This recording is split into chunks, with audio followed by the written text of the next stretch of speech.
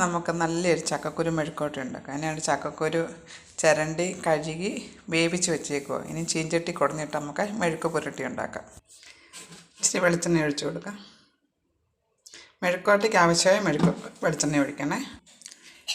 ഇനി ശകലം തേങ്ങാക്കൊത്ത്,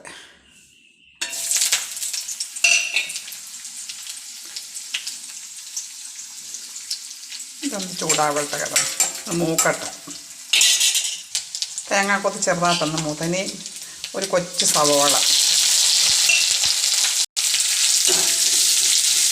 ചെറുതായിട്ടൊന്ന് മൂക്കട്ടെ. ഈ സവോളയും തേങ്ങാക്കൊത്തും കൂടെ ശകലം ഉപ്പിട്ട് കൊടുക്കാം. ഈ സവോളയ്ക്ക് വേണ്ടിയിട്ട് മാത്രം.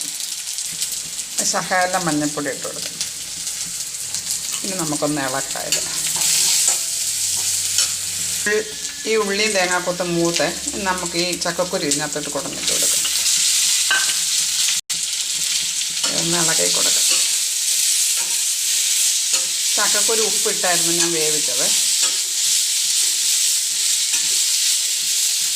ഇതൊന്ന് ഇവിടെ കിടന്നൊന്ന് മൂക്കട്ടെ. ചെറുതായിട്ട് മൂത്ത് വരുന്നുണ്ട്. ഇനി കുറേയും കൂടെ മൂക്കട്ടെ.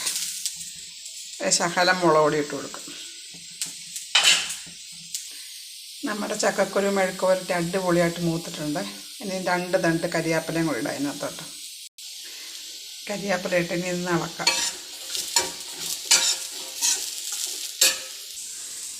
ഓക്കേ.